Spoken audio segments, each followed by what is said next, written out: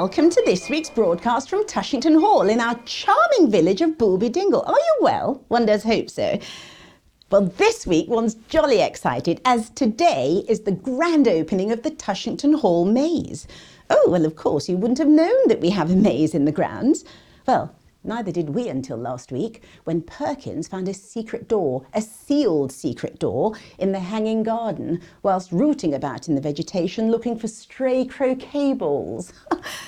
One's been doing some research on the Tushington Hall maze, and one's come across a very interesting article in a copy of Maze Keepers Weekly from 1895, which informs maze enthusiasts that the Booby Dingle maze, as it was known, was to remain closed until further notice. Curiously, the article doesn't explain the reason for the closure. Now, one's not in the habit of quoting Toyah Wilcox, but it's a mystery. Well, mystery or not, it's rather a feature and we're jolly proud of it. It's quite amazing. Furthermore, we feel that the right thing to do would be to share our recent discovery with the fee-paying public on Wednesday afternoons from noon till 4:30. And in order to adhere to current guidelines and not be sued for unfairness, we've decided that there will be no concessions for pensioners, families, children or coach parties. Our legal team are currently establishing whether or not we can legally charge French visitors a higher tariff. And if we can, we most certainly will. We've invited some VIP guests along to the grand opening. Bear Grylls and Ray Mears are both here. One rather thought that a couple of adventurer-type chaps would be just the ticket to help publicise the event and give it the exposure that our ancient maze deserves. The Brigadier has invited some of his old military musician chums along. So the band of the Grenadier Guards are at this very moment warming up on the lawn. So we're rather hoping that everyone's going to have a splendid afternoon and that we'll raise oodles of cash for some of one's favourite charities. Oh, it's going to be such a triumph, I just know it. Must fly, one's cutting the ribbon. Back shortly with a full update. Cheerio.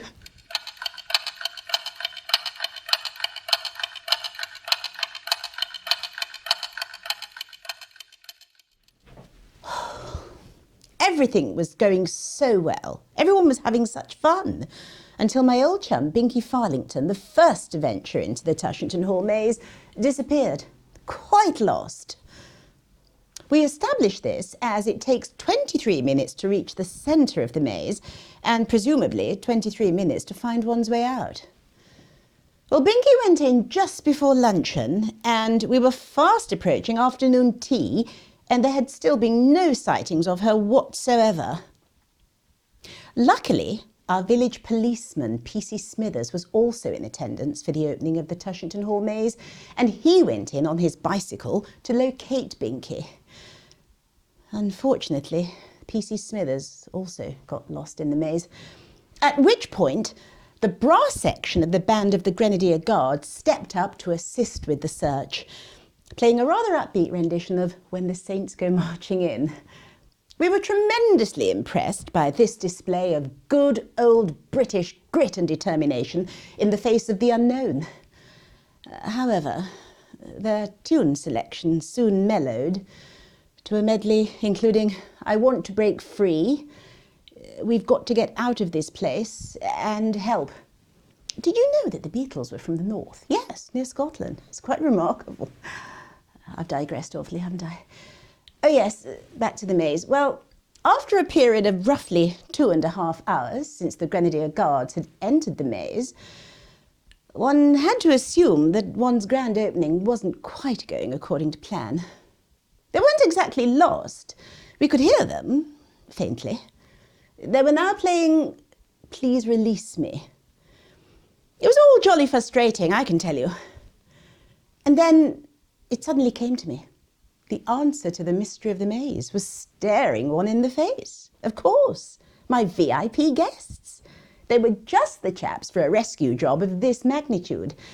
So, at my request, Ray Mears and Bear Grylls entered the maze with compasses and confidence. They appear to have set up a camp for the night, as the aroma of roadkill stew could be smelt throughout the village. Apparently, the last person to enter the maze was the village Elvis impersonator Bert Claxton.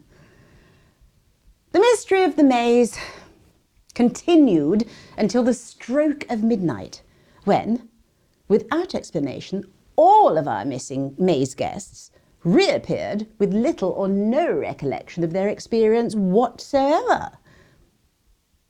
And I'm pleased to inform you that Elvis has left the maze. Following on from a directive from the parish council, I've instructed Perkins to reseal the entrance to the Tushington Hall maze, pending the council's health and safety inquiry. So, all in all, it's been quite a challenging time with a rather unfortunate series of events. I'm sure you'll all agree. Don't know about you, but I could do with a stiff one. Cheerio. See you next time.